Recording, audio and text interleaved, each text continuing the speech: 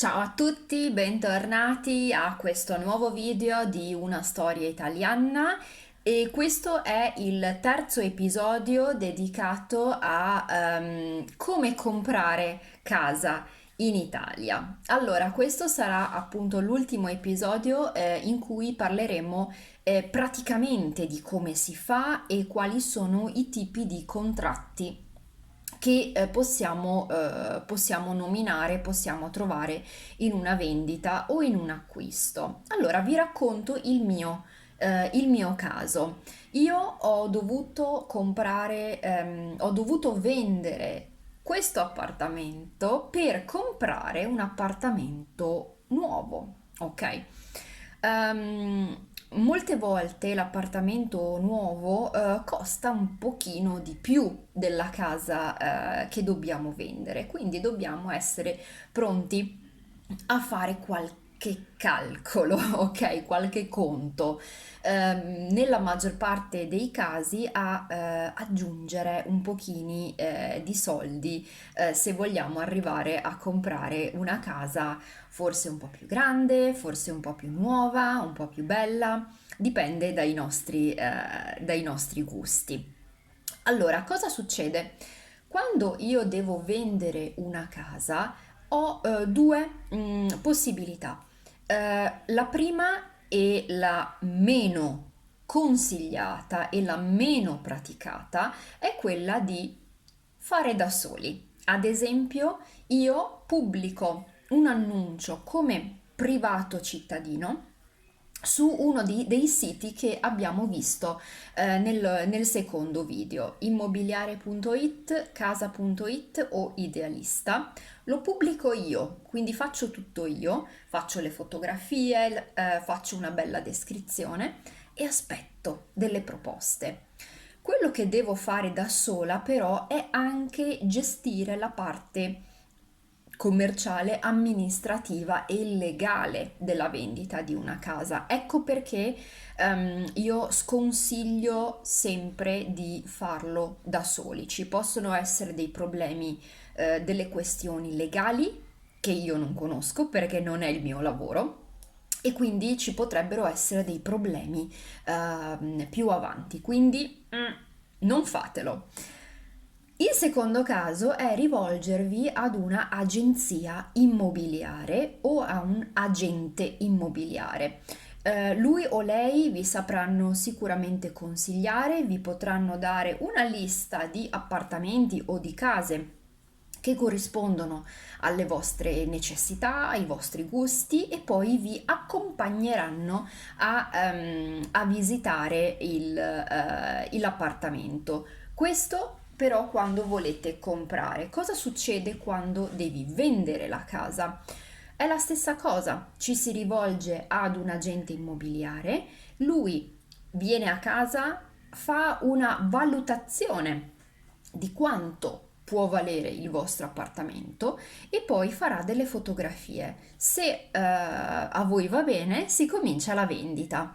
Cosa succede? Naturalmente, quando cominciano ad arrivare delle richieste, l'agente immobiliare deve organizzare le visite. Quindi vi dovrete mettere d'accordo con lui o con lei per far visitare la vostra casa. Una cosa interessante che molti di voi mi hanno detto è che negli Stati Uniti o in altri stati di solito il padrone di casa non resta all'interno della casa. In Italia sì. Il padrone di casa io posso restare a casa mia durante le visite.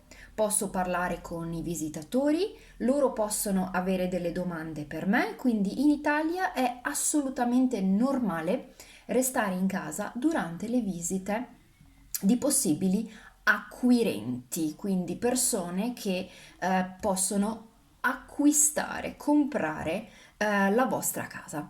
Questa è una differenza interessante. In Italia non ci sono open house, non esistono open days e si visita solo esclusivamente su appuntamento.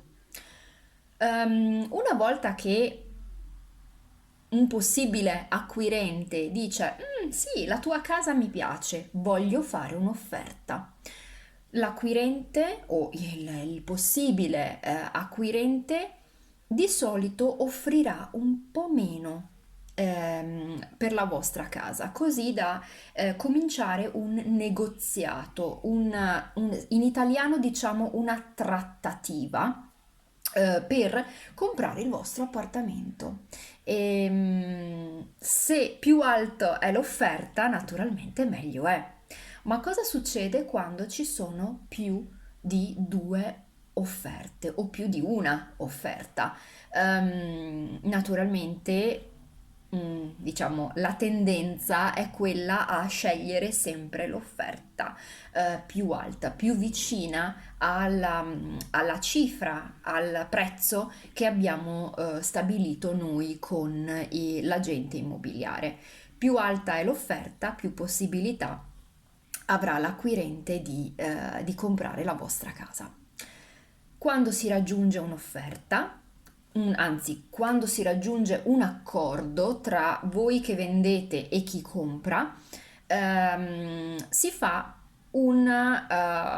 anzi, chi compra fa un'offerta scritta, quindi un modulo dove dichiara di offrire una certa cifra per il vostro appartamento e insieme a questo modulo vi darà un assegno, a check, un assegno di poche migliaia di euro per garantire il suo interesse.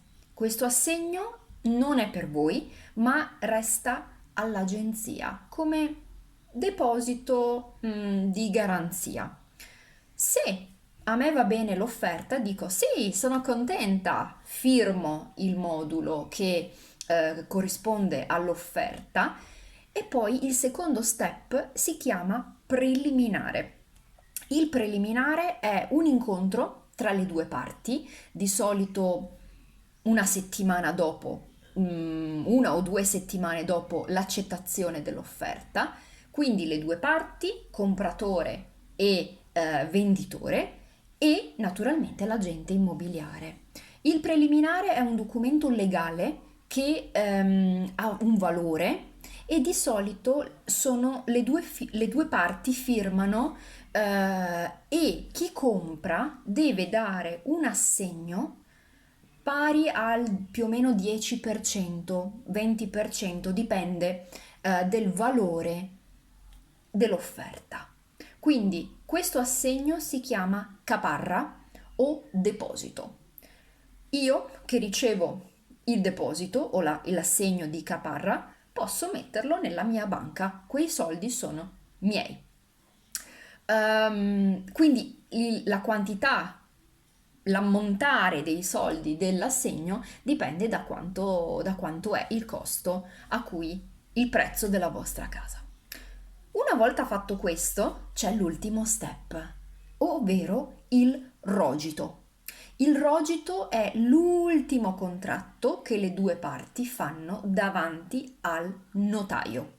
Quindi si organizza un incontro con chi vende, chi compra, l'agente immobiliare e il notaio. Firmato questo, c'è finalmente lo scambio delle chiavi. Quindi, anzi, la consegna delle chiavi, perché se io non compro l'appartamento dell'altra persona è solo una consegna delle chiavi. Quindi l'appartamento è ufficialmente e legalmente venduto. Questo, diciamo, è il percorso che si fa. Il rogito, cioè l'ultima parte del percorso, quindi il selling deed, oppure deed of sale, il rogito, di solito si fa 3-4 mesi dopo il preliminare, dipende da che accordi hanno preso le due parti. Quindi mi raccomando, fatevi sempre aiutare da un agente immobiliare. Comprare casa dall'estero non è mai facile, soprattutto in paesi come l'Italia. Ci sono case molto vecchie, lo so che sono affascinanti, alcune soprattutto in Toscana, nel sud Italia, ma state attenti perché più le condizioni di una casa sono vecchie o non sono buone, più problemi potete avere di ogni tipo. Magari no, magari è una bellissima avventura che spero alcuni di voi abbiano già fatto o che vogliano fare presto, però attenzione, se avete dubbi, se avete delle domande, rivolgetevi sempre alle agenzie specializzate che lavorano con l'estero, quindi persone qualificate che sono sia agenti immobiliari, ma che hanno anche una conoscenza della legge italiana e dei documenti validi all'estero per comprare una casa. Spero che questo ultimo video sia stato utile e magari ci rivedremo dalla nuova casa che sarà presto pronta. Grazie mille, grazie a tutti, ci vediamo presto con un altro video. Ci sto pensando ancora, ma ci vediamo sicuramente nelle prossime settimane.